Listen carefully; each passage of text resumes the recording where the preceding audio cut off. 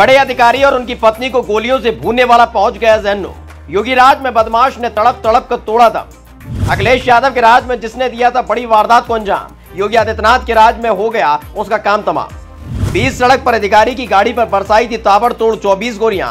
बेखौफ होकर अफसर और उनकी पत्नी को उतारा था मौत की घाट। योगी राज में अपराधियों की क्या हालत हुई है, ये किसी से छिपी हुई नहीं है। एक के बाद एक एनकाउंटर में अपराधियों की तादाद कम होती जा रही है, तो वहीं ऐसे अपराधियों की कमर तोड़ने के लिए बुलडोजर भी चलाया जा रहा है। वहीं एक अपराधी की कहानी ऐसे खत्म हुई है कि बड़े बड़े अपराधियों की भी रूह कांप गई। यूपी के बिजनौर में साल 2016 में देर रात बड़ी वारदात को अंजाम दिया गया था। जब एनआईए के अफसर तंजील अहमद और उनकी पत्नी कार से कहीं जा रहे थे, तभी एक गैंगस्टर मुनीर ने उनकी गाड़ी को रोककर ताबड़तोड़ गोलियां बरसाना शुरू कर दिया था। इस वारदात को अंजाम देने के बाद आराम से बदमाश मुनीर फरार हो गया था।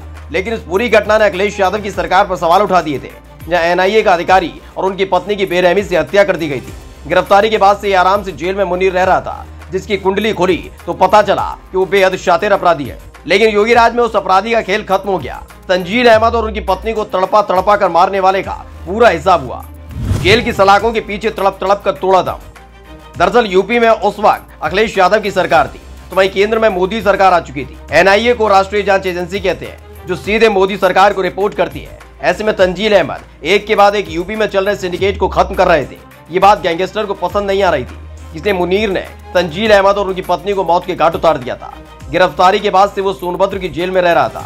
इसी बीच यूपी में सरकार बदल गई। अखिलेश यादव की सरकार गई और फिर योगी आदित्यनाथ की सरकार आई। तभी खबर आई कि गैंगस्टर मुनीर को जीबी सिंड्रोम है, जिसका इलाज बीएचयू में चल रहा है। इस बीमारी से ग्रसित मुनीर रोज मर रहा था और बताया गया कि आखिरकार उसकी मौत जेल की सलाखों के पीछे हो गई। 2016 में वारदात को दिया था अंजाम। पहले की थी तंजील अहमद की रेकी, फिर गोलियों से भून डाला। साल 2016 में कुख्यात अपराधी मुनीर ने एनआईए के अधिकारी तंजील अहमद की हत्या का प्लान बनाया था। इस दौरान एनआईए के अफसर और उनकी पत्नी की हत्या उस समय कर दी थी जब वो बिजनौर जिले में शादी समारोह से वापस लौट रहे थे। मुनीर और उसके साथी ने पहले कार को रुकवाया, फिर ताबड़तोड़ गोलियां बरसाई थी।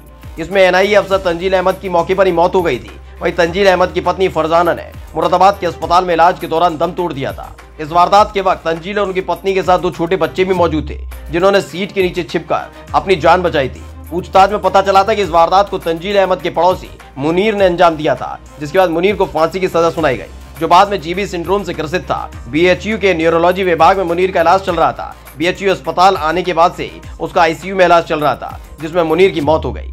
Special desk, India 7 now.